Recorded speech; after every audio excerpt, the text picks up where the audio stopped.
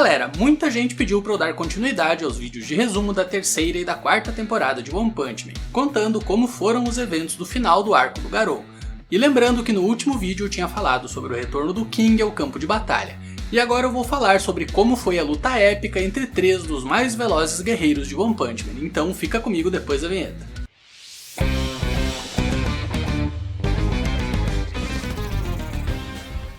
E aí galera, tudo beleza? Eu sou Vinícius Winkler, esse é o NerdTuber, eu vou falar de One Punch Man, então já dá aquele soco caprichado no like e garanta sua inscrição aqui no canal. O capítulo 155 começa mostrando Saitama, o Flash e a Manako, que acabaram de chegar ao campo de batalha. Lembrando que na última vez que os três tinham aparecido, eles estavam presos em uma espécie de dimensão paralela que foi aberta por um dos cubos do God. E como na dimensão do God o tempo passa mais rápido do que no mundo real, o Blast se obrigou a intervir para resgatar os três. Porém, apesar de ter trazido todos de volta, o herói Rank 1 da classe S desapareceu novamente, e por isso Saitama ficou se perguntando para onde será que o Blast pode ter ido. E enquanto isso, Lightspeed Flash analisa o campo de batalha, e logo ele se dá conta de que todos os heróis que adentraram o covil dos monstros junto dele já foram derrotados. E em seguida o Flash vê o Garou, e como o caçador de heróis é o único que ainda está em pé no campo de batalha, o Flash imediatamente chega na conclusão de que foi o Garou quem derrotou a todos. Mas um detalhe importante é que nesse momento somente a Fubuki, o Silverfang e o Bomb sabem que aquele monstro ali é o Garou. Afinal, ele ficou irreconhecível graças à armadura negra que surgiu ao redor do seu corpo quando ele se monstrificou. Mas enfim, que na sequência é o Saitama quem olha para o Garou. E após uma rápida troca de olhares entre eles, o careca começa a correr em disparada na direção do caçador de heróis. Porém, ao invés de atacar ele, o Saitama simplesmente passa ao seu lado, ignorando completamente a sua existência. Isso porque o careca não estava olhando para o Garou, mas sim um pouco para trás do local onde o Garou está parado, que é onde o Genos está caído. E ao chegar até o seu discípulo, o Saitama vê que de algum modo ele conseguiu ser completamente sucateado de novo. E por isso o careca pergunta se por acaso foi aquele cara de armadura negra que está parado ali no meio do campo de batalha quem deixou o Genos nesse estado. Mas para sorte do Garou, o Genos responde que não. E depois o Cyborg explica que quem fez isso com ele foi um dos executivos da Associação de Monstros, que era muito poderoso. Porém, o monstro que deixou ele sucateado já foi derrotado pela técnica suprema do King. E o mais engraçado é que nesse momento vemos o Saitama pensando, e para ele não faz sentido nenhum a história que o Genos acabou de contar. Afinal, o careca sabe que o King é super fraco, e a única técnica suprema que o Saitama já viu o King usando foi aquele combo infinito no jogo de videogame que os dois costumam jogar juntos. Enfim, que na sequência o Genos explica que estranhamente a mesma energia que ele detectou quando o King usou a sua técnica suprema agora está sendo emitida por aquele monstro suspeito de armadura negra que está parado ali no meio do campo de batalha. Por que será, né?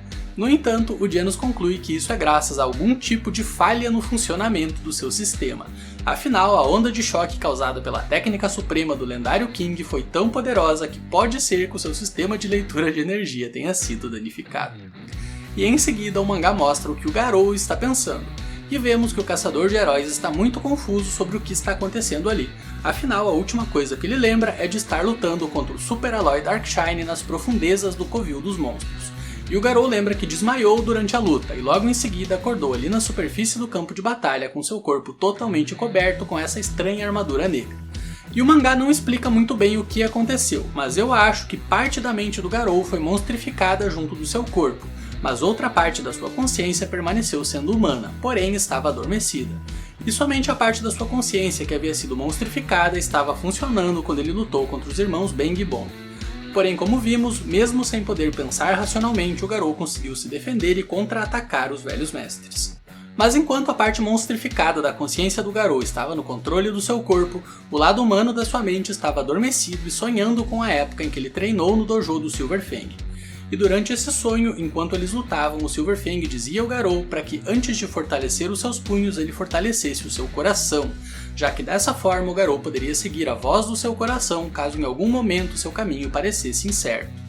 E foi justamente esse último ensinamento do Silverfang que fez com que o lado humano da mente do Garou voltasse a assumir o controle do seu corpo. Porém, o que o Garou não sabe é que o tal sonho dele não foi somente um sonho, e ele lutou de verdade contra o seu antigo mestre. E agora o Silverfang está à beira da morte graças aos ferimentos que recebeu do seu ex-discípulo. Mas enfim, que enquanto estava distraído, o Garou acabou sendo atacado de surpresa pelo Lightspeed Flash.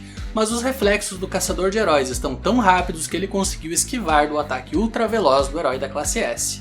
E o Flash ficou muito surpreso ao ver que o Garou é rápido bastante para enxergar os seus ataques. E por isso o Flash pergunta se ele por acaso é o tal rei dos monstros do qual todos estavam falando. Mas o Garou então revela sua verdadeira identidade ao Flash, e depois ele diz que não tem nada a ver com a associação de monstros. E assim como ele é inimigo de todos os heróis, ele também acabou se tornando inimigo dos monstros. E por isso ele vai se fortalecer e alcançar o nível de ameaça Deus, para que ele possa causar uma revolução no mundo inteiro sem depender de mais ninguém. Porém, a conversa do Garou com o Flash acaba sendo interrompida quando o Esperma Platinado ressurge no campo de batalha e desfere vários ataques em alta velocidade contra os dois. Pois é, apesar de ter sido atacado de surpresa com um golpe ultra poderoso do Garou, o executivo ainda está vivo e vemos que ele somente recebeu um ferimento leve em seu rosto. Então o executivo diz que está decepcionado com o Garou, já que mesmo após o caçador de heróis ter se monstrificado tanto, ele ainda não consegue abandonar por completo o seu lado humano. E em seguida vemos o Flash, que apesar de ter levado vários golpes do Esperma Platinado, não sofreu nenhum ferimento. E galera, lembrando que no capítulo passado o Esperma Platinado conseguiu nocautear o Puri Puri Prisoner, o Kid Emperor, o Zombie Man, o Atomic Samurai e o Iaian com um só ataque. Tá certo que eles já estavam muito feridos e cansados, mas mesmo assim o fato do Flash ter recebido vários ataques do monstro e não ter ficado ferido é algo impressionante. E na sequência o ninja da classe S ainda diz que ele vai enfrentar tanto o Garou quanto o Platinado ao mesmo tempo e vai derrotar a ambos usando as suas técnicas superiores. Afinal, o Flash já enfrentou 2 inimigos de nível dragão ao mesmo tempo no começo desse arco, e como o ninja da classe S saiu vencedor do combate, ele está confiante de que pode dar conta do Garou e do Platinado mesmo lutando sozinho. Porém, vale lembrar que o Flash não tem mais a sua espada, que é a sua principal forma de atacar, então o herói vai ter que lutar somente dando socos e chutes. Enfim, que na sequência o mangá mostra que o Garou também não recebeu nenhum dano com os ataques do executivo. E o caçador de heróis diz que vai descer o cacete tanto no Flash quanto no Platinado, porque agora que ele se transformou no mal absoluto, ele não faz mais distinção entre heróis e monstros, e ele simplesmente vai esmagar a todos que ousem ficar em seu caminho. Pois é, para sorte do Flash, o Garou não quis se aliar com o Esperma Platinado, e por isso agora tá cada um por si. E assim começa a luta entre o mais forte dos executivos, o ninja da classe S e o ex-discípulo do Silver Fang. E como eu já disse, tá cada um por si. E por isso, enquanto o Flash e o Platinado trocam golpes, o Garou aproveita a abertura para tentar pegar os dois de surpresa. Porém, o herói e o monstro conseguem desviar do ataque, dessa forma o Garou acaba acertando o chão. E a onda de choque do ataque do Garou foi tão poderosa que o chão se partiu e várias rochas enormes foram jogadas para o alto.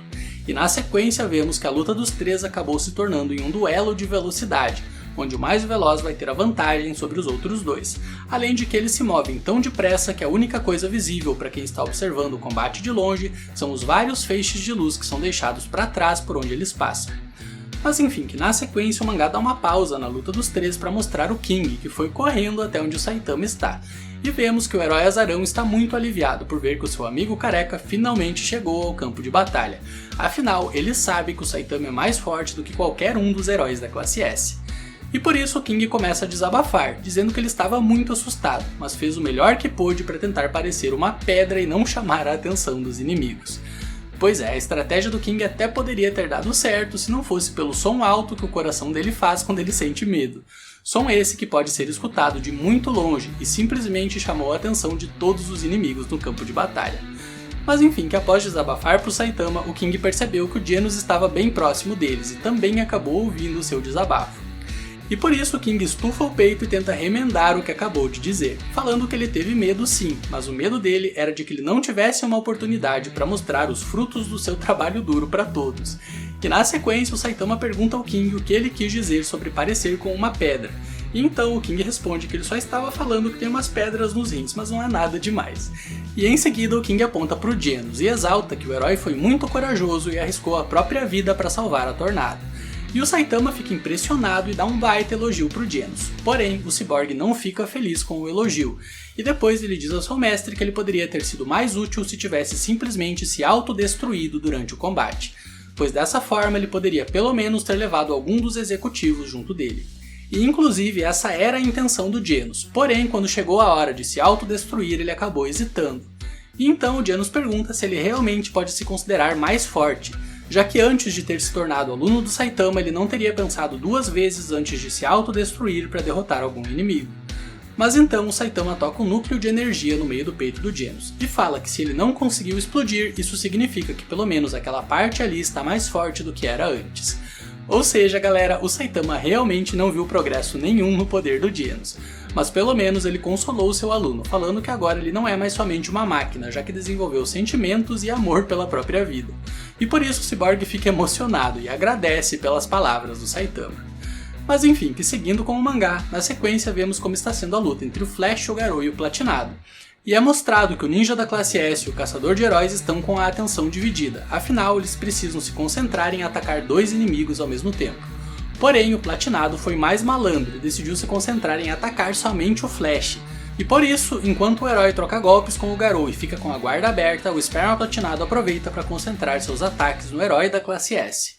E dessa forma o executivo consegue pegar o Flash de guarda baixa e acerta vários golpes poderosos no herói.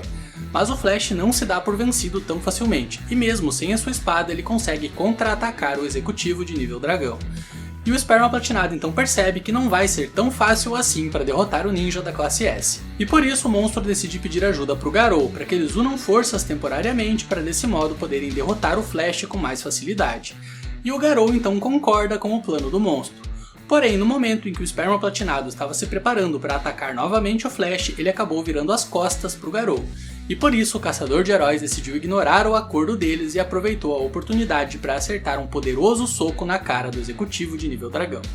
E com tanto o Flash quanto o Platinado estando atordoados por terem sido feridos, o Garou ficou com o caminho livre para acertar vários ataques nos dois. E galera, uma coisa muito interessante é que o mangá revela que essa técnica que o Garou usou para golpear o Flash e o Platinado é uma fusão de 11 diferentes estilos de artes marciais que ele domina. E também vale falar que o Garou deu a essa nova técnica dele o nome de Punho Matador do Monstro de Nível Deus. Pois é, um nome bem longo e feio, diga-se de passagem. Mas o interessante é que vemos que nesse momento o Garou já se considera como sendo um monstro de nível Deus. E vemos ele falando que ninguém mais pode derrotar ele agora, nem mesmo Deus em pessoa seria capaz disso. E no momento em que o Garou menciona Deus, o mangá mostra a Lua, que é onde está aprisionado o corpo do God, o deus do mundo de One Punch Man. E aparentemente as palavras do Garou foram ouvidas pelo deus maligno, porque na sequência o mangá começa a dar foco naquela cratera enorme que foi deixada no chão da cidade Z quando a Tornado usou o próprio prédio da Associação de Monstros para literalmente parafusar o rei Orochi contra o chão. E vemos que lá no fundo dessa cratera está o altar de sacrifícios do God. E além disso, também podemos ver que os restos mortais do Orochi se transformaram em uma espécie de massa orgânica viva que está se espalhando por toda a caverna. E em seguida, esses restos mortais do rei Orochi começam a se moldar e a assumir a forma de uma criatura, pois podemos ver a sombra de uma centopeia enorme sendo projetada sobre o altar do deus maligno. Pois é, o sacrifício do rei Orochi não foi o bastante para invocar o God em pessoa para o nosso mundo. Porém, o deus maligno conseguiu usar os restos mortais do rei dos monstros para dar vida a uma centopeia gigante, que ao que tudo indica é ainda mais poderosa do que o próprio Orochi. E como se mais um monstro poderoso surgindo no campo de batalha já não bastasse, na sequência o mangá mostra o mar, a poucos quilômetros de onde está acontecendo a batalha contra o Garou e os executivos. E vemos que tem um porta-aviões enorme próximo da costa, e a sua tripulação está observando atentamente tudo o que está acontecendo na batalha da cidade Z. Mas então, de repente, o mar começa a se agitar e uma onda gigante surge ao lado do porta-aviões. Porém, para o azar dos tripulantes, isso não está sendo causado por nenhuma tsunami, mas sim pela água natural maligna, que ainda está viva mesmo depois de ter sido vaporizada pelos ataques do Garou no capítulo passado. E o pior de tudo é que quanto mais água essa criatura absorve, mais forte ela fica. Ou seja, agora que ela conseguiu chegar até o oceano, ela provavelmente se transformou no monstro mais forte que já apareceu até agora no mangá. Mas enfim que no próximo capítulo, 156, o mangá volta a dar foco na luta do Flash, do Garou e do Platinado, e vemos que o herói não tá dando conta de lutar contra os dois inimigos ao mesmo tempo, já que ambos são mais rápidos do que ele. E por isso o Flash decide mudar de estratégia e ficar na defensiva mantendo distância dos inimigos. Afinal, se ele ficar somente observando de longe e esperar o Platinado e o Garou ferirem um ao outro, ele pode acabar tendo uma chance de finalizar os dois. Porém, para surpresa do Flash, a velocidade do Garou é tão absurda que o ninja da classe S simplesmente não consegue manter distância. E dessa forma o Flash se vê sendo pressionado e sem ter nenhuma forma de vencer o combate. E isso deixa ele muito frustrado, afinal o Flash se orgulhava de ser o homem mais rápido do mundo. No entanto, somente nas últimas horas ele conheceu 4 pessoas muito mais rápidas do que ele, e isso feriu tanto o ego do Flash que ele acabou perdendo completamente o bom senso. E por isso o herói simplesmente avança para cima dos inimigos sem pensar em mais nada. E galera, o surto de fúria do Flash realmente fez com que ele ficasse mais rápido por um momento, já que ele conseguiu superar os reflexos do esperma platinado e acertou vários golpes no monstro de nível dragão. Porém, apesar do aumento súbito de velocidade que fez com que ele acertasse vários golpes no inimigo, o Flash ainda não tinha força o bastante para superar a defesa altíssima da armadura platinada que o monstro possui. E desse modo, eventualmente o executivo consegue segurar o braço do Flash, e vemos que apesar de ter levado vários socos do herói, o monstro não sofreu nenhum arranhão. E então o executivo dá um chute muito forte no ninja da classe S que é arremessado a uma grande distância. Só que o Flash é teimoso e ele se recusa a aceitar a derrota, e por isso vemos que o herói decidiu trocar de alvo, e então ele usa sua velocidade máxima para partir para cima do Garou. Só que a diferença de velocidade entre o Flash e o Garou é ainda maior, já que o caçador de heróis consegue facilmente defletir o ataque do Flash. E na sequência o herói da classe S acaba levando um chute bem no meio da cara, afinal ele ficou com a guarda completamente aberta por estar focado somente em atacar.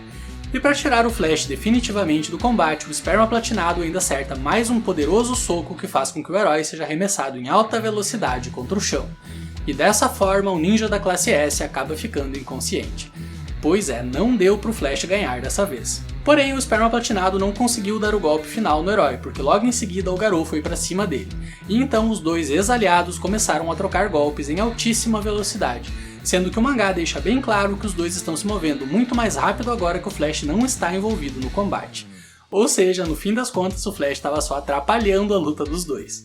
E outra coisa interessante é que o Murata mostrou a contagem de tempo dessa cena, e vemos que o tempo que os dois levaram para formar toda essa estrutura de luz com os vultos dos seus movimentos rápidos foi de somente 1.3 milésimos de segundo. E para o pessoal que está se perguntando se eles realmente alcançaram a velocidade da luz ou não, bom, em 1.3 milésimos de segundo a luz se move 389 km. Então basta você olhar para essa estrutura de luz e tentar adivinhar se ela tem quase 400 km no total ou não. E para quem está se perguntando como eu cheguei nesse número de 389 km, bom, vou deixar o cálculo na tela, daí você pode pausar o vídeo e conferir se quiser. Mas enfim, que movendo-se na velocidade da luz ou não, na cena seguinte o mangá deixa bem evidente que o Garou é mais rápido do que o esperma platinado, já que o caçador de heróis conseguiu encontrar uma abertura para acertar um soco com força total na cara do executivo de nível dragão. E esse soco foi tão forte que o Garou começou a empurrar o esperma platinado em direção ao chão. Porém, antes de ser completamente esmagado contra o chão, o platinado conseguiu empurrar o Garou para longe, de modo que o executivo desacelerou um pouco antes de atingir o chão, ao mesmo tempo em que o caçador de heróis também bateu contra o solo com a mesma força do que ele. E em seguida o mangá mostra que a velocidade que eles caíram foi tão grande que o executivo de nível dragão ficou muito ferido, já que ele ficou cuspindo sangue com a sua armadura cheia de rachaduras. No entanto, o Garou ficou completamente ileso. Pois é, isso prova que além de ser mais rápido, o Garou também é muito mais resistente do que o esperma platinado. E na sequência vemos que o Garou percebeu que a armadura do seu inimigo ficou rachada, e por isso ele não perdeu tempo e atacou o executivo usando a sua força total. E galera, o esperma platinado simplesmente explodiu com o impacto do ataque do Garou. Apesar do Flash ter atrapalhado a luta, no fim das contas era graças ao herói da classe S que o executivo de nível dragão estava vivo, já que no momento em que o Flash foi derrotado e o Garou passou a se focar em lutar somente contra o platinado, a luta acabou literalmente num piscar de olhos. E uma coisa engraçada é que após o monstro explodir, começou a literalmente chover esperma platinado por todo o campo de batalha. Que nojo. E os heróis ficaram sem entender de onde que saiu a chuva brilhante que subitamente começou a cair sobre eles. E vemos que essa chuva de luzes foi tão chamativa que acordou até mesmo a Tornado, que estava praticamente em coma de tanto que apanhou nas últimas lutas. Mas o mais intrigante é que quando a Tornado abre os olhos, ela enxerga o Blast parado bem próximo a ela. E nesse momento, o herói Rank 1 da classe S diz a Tornado que ela lutou bravamente, mas ainda faltou um pouco mais de poder para que ela pudesse derrotar todos os inimigos por conta própria. E em seguida o Blast explica que graças ao seu novo treinamento ele aprendeu uma forma de dividir o seu poder com outras pessoas. E após dizer isso, ele estende a mão para Tornado oferecendo para ela uma parte do seu poder, para que ela possa se levantar e derrotar os inimigos restantes. Porém, a Tornado não estende a mão de volta para o Blast, e ela simplesmente responde à oferta de poder perguntando ao Blast quem ele realmente é. Afinal, alguns anos atrás, o Blast disse para ela que quando a hora chegasse, ela não deveria esperar que alguém viesse ajudá-la. Ou seja, o verdadeiro Blast jamais ofereceria poder a ela dessa forma. E galera, na sequência o mangá mostra o rosto do Blast, e vemos que na verdade não era o herói lendário, mas sim o próprio God quem estava oferecendo o poder para Tornado. Mas graças ao conselho do verdadeiro Blast, a Tornado não aceitou receber ajuda, e assim acabou frustrando os planos do Deus Maligno. E desse modo, o falso Blast criado pelo poder do God simplesmente desaparece. Mas logo em seguida, um portal se abre na frente da Tornado, e de dentro desse portal sai o verdadeiro Blast. Pois é, de alguma forma o herói lendário conseguiu sentir que o God estava se comunicando com a Tornado, e por isso ele decidiu voltar ao campo de batalha para ver se a heroína tinha sido capaz de resistir à oferta do Deus Maligno. E ao ver que a Tornado não foi enganada pelo God, o Blast fica aliviado, porém ele vê que o estado dela é muito preocupante, já que ela acabou se ferindo demais durante as últimas batalhas. E por isso o Blast vai atrás do herói mais poderoso do campo de batalha, ou seja, o Invencível King. E então o Blast deixa a Tornado aos cuidados do homem mais forte do mundo. E na sequência o herói Rank 1 da classe S diz que ele precisa voltar ao lugar onde ele estava antes, pois está acontecendo uma batalha muito difícil e ele tem que ir dar apoio aos seus companheiros. E então o Blast abre um portal e podemos ver a silhueta de pelo menos outros 8 guerreiros que são seus companheiros de guerra. E tudo indica que o adversário contra o qual eles estão lutando é algum dos escravos do God. Afinal, se é necessário um grupo com 9 guerreiros do nível do Blast, é porque o inimigo é muito mais forte do que qualquer monstro que já apareceu até agora no mangá. Porém, o Blast não diz mais nada e simplesmente desaparece dentro do portal. E logo em seguida a cidade Z inteira começa a tremer, e ficamos sabendo que esse tremor está sendo causado porque o que sobrou do prédio da Associação de Monstros está sendo arrastado de volta até a superfície. Lembrando que esse prédio foi retorcido pelos poderes psíquicos da Tornado até ficar parecido com um parafuso gigante para que ela pudesse parafusar o Rei Orochi contra o chão. E mais cedo nesse capítulo havia sido mostrado que lá no fundo da cratera que foi aberta pelo ataque da Tornado está o altar do God, onde o Deus Maligno usou seu poder para transformar os restos mortais do Rei dos Monstros em uma centopeia gigante. E é justamente essa centopeia que estava empurrando o prédio de volta até a superfície enquanto se arrastava para sair das profundezas da Terra. E quando ela sai da cratera, ficamos sabendo que ela tem um nível de ameaça desconhecido. E isso significa que o nível de poder dela está em algum ponto entre o nível dragão e o nível deus. Ou seja, podemos classificar essa centopeia como sendo uma ameaça de nível acima de dragão. E outra coisa interessante é que o nome dela na versão brasileira do mangá ficou como Centopeia Eremita, mas provavelmente quando chegar o anime o nome dela vai ser dublado como Senti Senin, já que esse é o nome que ela tem na versão americana do mangá, e o nome de todas as outras centopeias que apareceram na versão dublada em português da segunda temporada receberam o mesmo nome que elas têm na versão americana. Mas enfim, que a centopeia gigante enxerga o Garou, e ela diz ao caçador de heróis que ela foi enviada até ali para destruir o punho abominável que ousou se voltar contra Deus, fazendo uma referência às palavras que o Garou disse mais cedo, de que nem mesmo Deus em pessoa seria capaz de derrotar ele agora.